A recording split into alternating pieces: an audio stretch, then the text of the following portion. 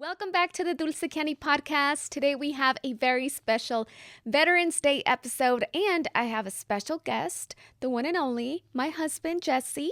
And today we are very excited to share insights and any knowledge and advice that we can share with the audience because we are both veterans and we have learned a lot, and there's some valuable insights that we have coming up. Thank you for having me on the episode. I agreed to come on to the episode because it's Veterans Day. So I'm sure a lot of people are going to get some benefit from the information that I'm going to give out. And if you have any veteran in your family, send them this episode, especially if they want to, any assistance in increasing their benefits, which is something that Jesse has a lot of knowledge on also. So what branch did you serve and how long, and what was your rank? I did 5 years active duty. I did 2 deployments to Iraq, almost 2 years on the reserves to finish off my 8-year commitment so I don't get called back to deploy again. Can you get drafted? No, I'm not able to get drafted anymore because I completed my 8-year term already. Okay. Even though I only did almost six and a half years. And usually, at least in the Army, the way it works is you sign up for 4 years and you have another 4 years where they can call you back if they need you. But since I signed up for the reserves for about 2 years, I was able to cut my time in half, which worked out to my benefit because, like you and I know, we wanted to start a family and we didn't want to be separated. Yes. Yeah. That was a great decision on our part. Yes. I also joined the U.S. Army. A lot of people know. I talk about it all the time. I also got out as an E5, which is a sergeant, which is really great. And I did 5 years in the Army, 3 active duty and then 2 in the reserves here in L.A. And, I got a nice little bonus. And I also got promoted in the reserves. So it worked out. You're lucky you got a bonus. I did. Get any I got a bonus bonus every single time. Joining, I got $10,000. And then just for joining, I got a $10,000 bonus. I didn't even think about that.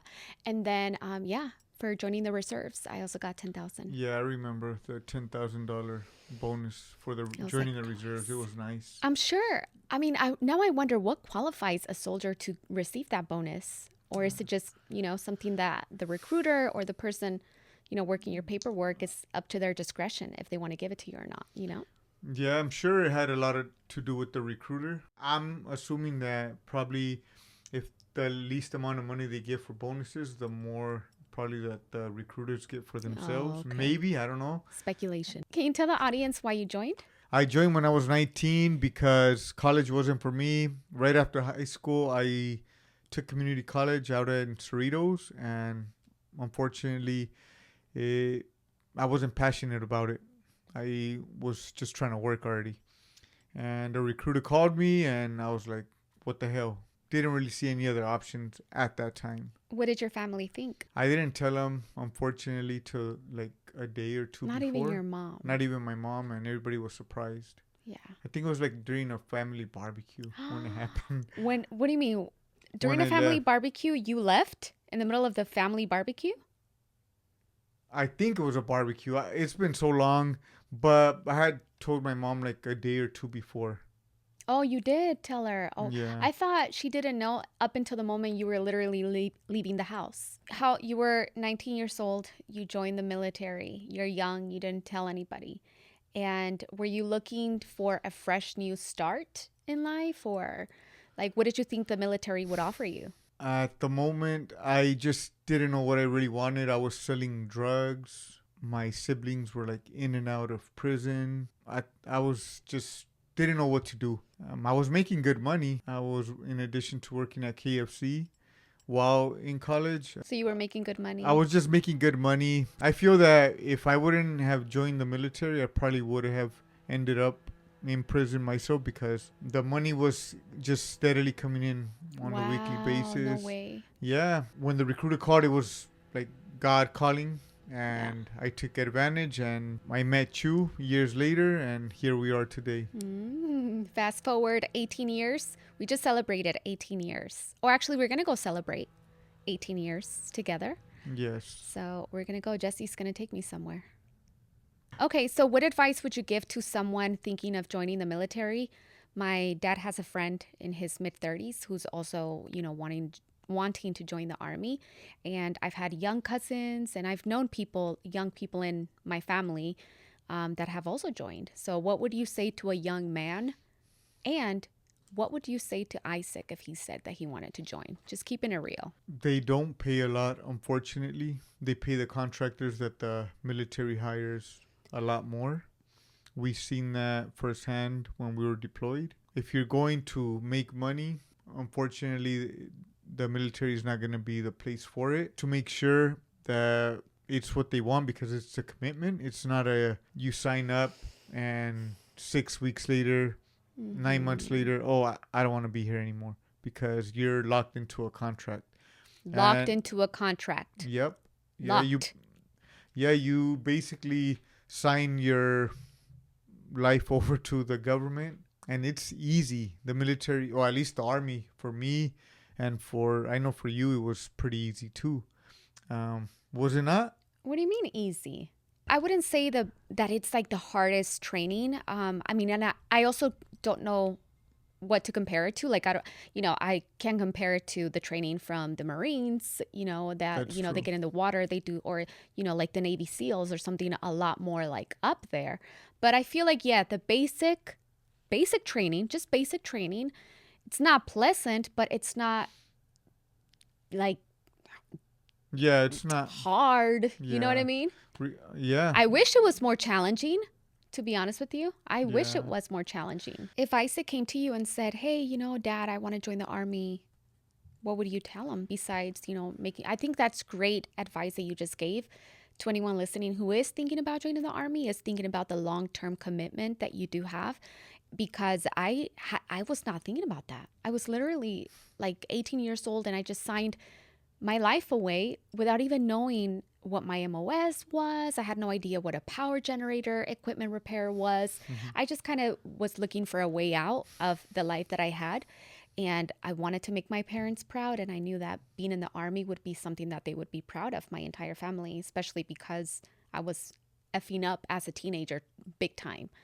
So I wish I would have known that, though, like really the maturity of it's a commitment that you are, participating in. If Isaac were to come to me, like now, he's obviously Preteen. 12 years old, and if he were to come and tell me that he wanted to join the military, I wouldn't prevent him from doing it, because at the end of the day, he's going to do what he wants. I don't want to hold him back from doing whatever he wants, but I would just explain to him it's not just a 1 year trial that you get to have. You have to do it for several years. I know that you are also very passionate about sharing with other veterans, your contacts, who has, the people that have been helping you, increase your disability.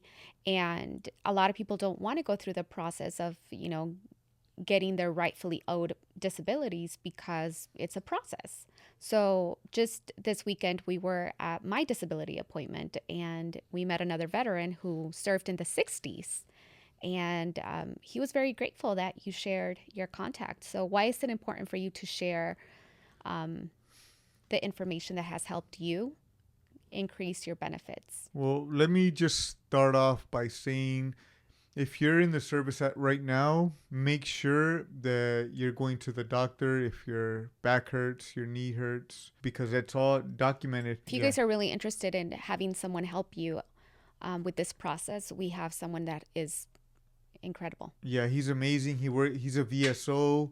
He works with all kinds of veterans. He's giving me so many stories, sad ones and really happy ones, and he'll help you out. A lot of people don't want to go through the process of filling out the applications or anything like that. We know several soldiers who do not want to get there. They don't want to go through the process. Yep. When they could be like at 100, because of the true. level, like how their life is. This morning, I was also looking at the statistic of veterans rates, and currently, I believe it's at 17 veterans take their own life a day. It's alarming, shocking, no, but alarming and sad. So you and I both, that was one of the biggest challenges that we had in our life. So, can you give advice to any veteran listening to today's podcast that is suffering with PTSD and thoughts of ending their life? What would you say to them? A lot of people like to criticize the VA, but they are there to help. They provide so many resources. I had no idea that they even offered nutritional resources until you told me that you had an appointment with the Dietitian. dietitian. Mm-hmm. So that's amazing. With education as well. So make sure that you're calling the VA and make sure that you're actually following through with those appointments, because if you don't, you're going to continue to suffer with that PTSD, and it's just going to be an uphill battle for you. Yeah. And the last thing you want to do is do something that you can reverse. Yeah, that you can't undo. And you said something that was very important. Well, you said several things. One, that the VA actually does help out their soldiers, and they do get a lot of flack. But what I've seen and all the changes that have taken place in the VA is that they offer every service available that you can possibly need, and I think we need to take advantage of that. And also regarding the PTSD, action, you said you have to take action. Like, you don't have to suffer and suffer every single day, because for me, the changing moment for me was when I called the VA and I made an appointment and I walked in and I said, mentally, I am not okay. Like, it has gotten to the point where I don't want to be here anymore. And that's when I got my psychiatrist, and I started to see, a dietitian and a chiropractor. And I just was really focused on taking care of myself. So taking action, going into these appointments, and taking care of yourself, and knowing that if you're suffering, you don't have to suffer for forever. And this is not a sentence for the rest of your life. And if you do suffer with depression and thoughts of, ending your life, you can overcome them, because we both have. It's possible. So true, so true. For years and years and years, loud noises were a trigger for me, which would make me become irate and take it out on you, on the kids, or on Isaac, because Aaron wasn't born. Yeah. And by taking it out, he means just being in a bad mood. Yes. Like, just being grumpy, short temper, like not abusive at all. Yeah. Yes, definitely. And the silent treatment, you already know that's something that I would do constantly. There's a lot of ways that people who are dealing with the type of thoughts and the things that you see and that you experience are not healthy for any human mind. And they happen at such a young age. You were 18. Yeah. 18, 19 years old when these type of things were happening. So, and then you don't get offered any help, right off. Like, no, you don't really talk about these things, because you want to be the strong soldier who can, go to war and be strong enough and be a warrior. And, these things don't bother you, but it's so not natural for a human to go through the type of things that you see when you do go to war, and you went twice. Yeah, it's true.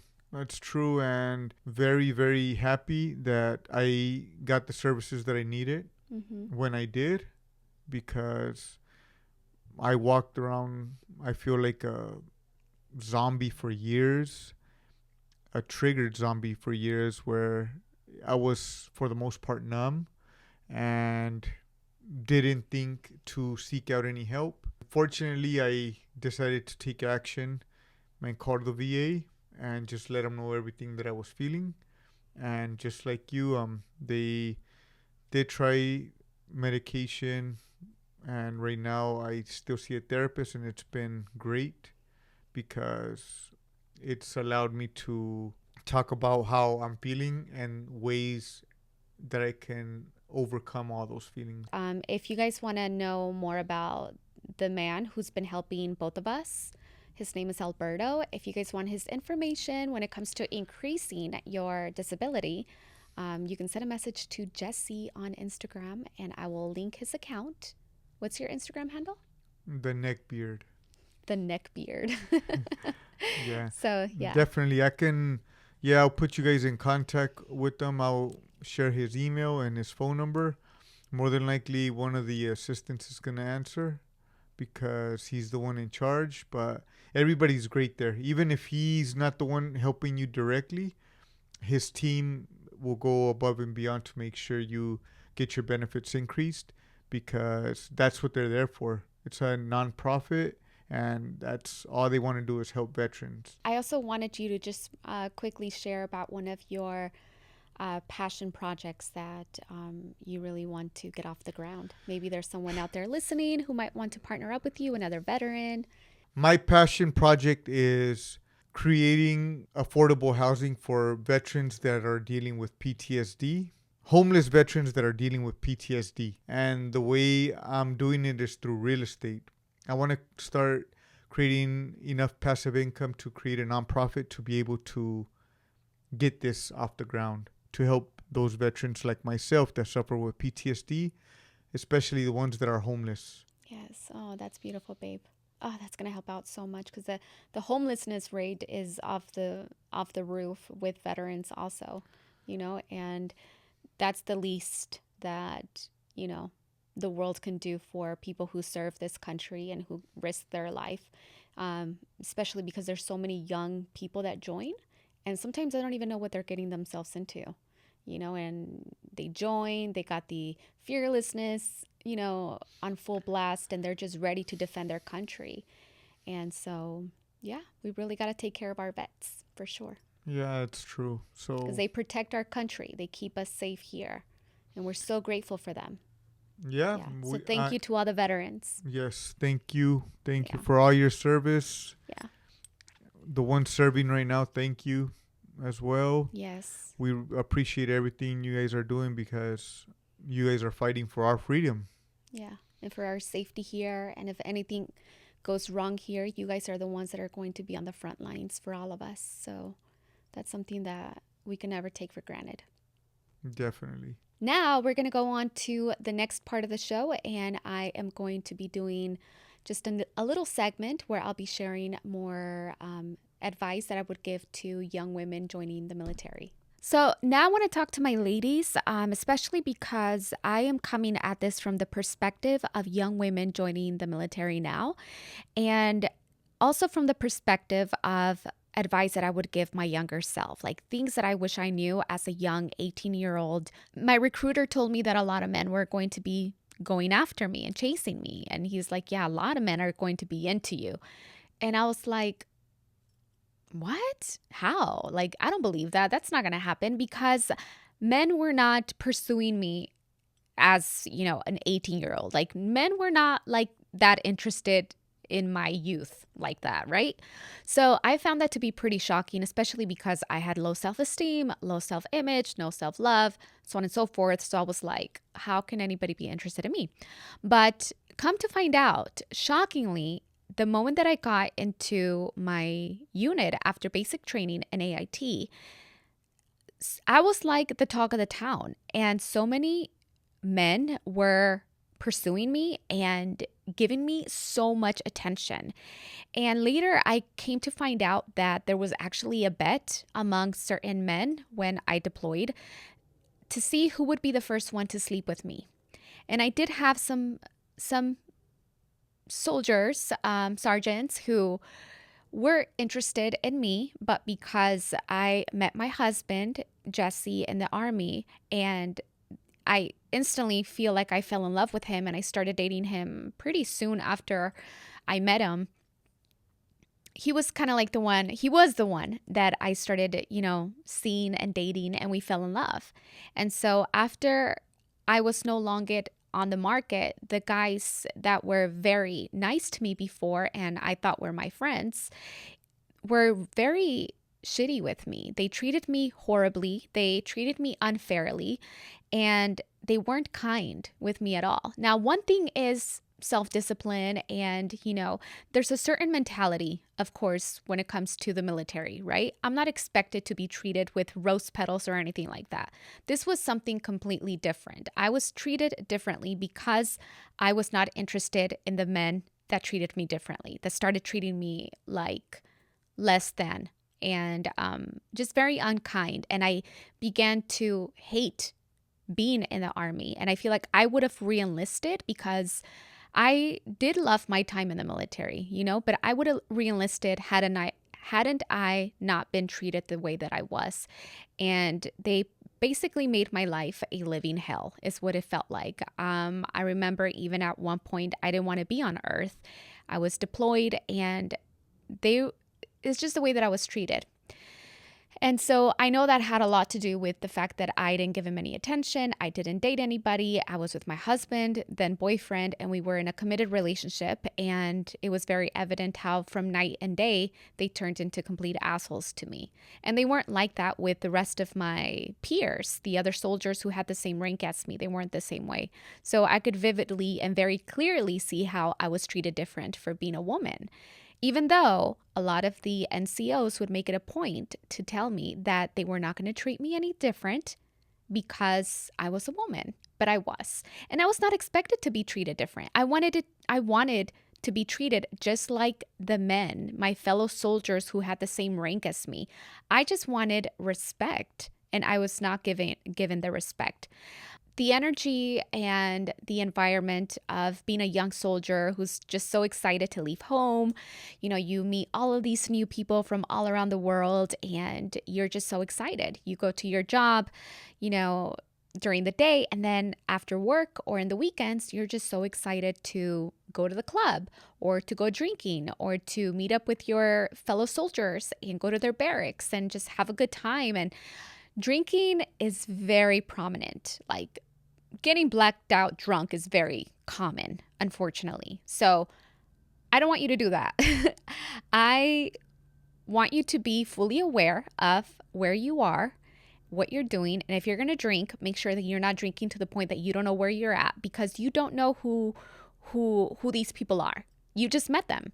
Sexually transmitted illnesses are also very common. And unfortunately, I contracted several STIs during my time in the military, and that is something that I had to live with for the rest of my life. And so because of the STIs, I had damage to my fallopian tubes and I was not able to have a baby. And that's why I had to go through the IVF route to have my toddler now. So a lot of the choices that I made as a young woman who is very naive and gullible have plagued me up until this day today. And so I just want you to be so aware of that as a young woman.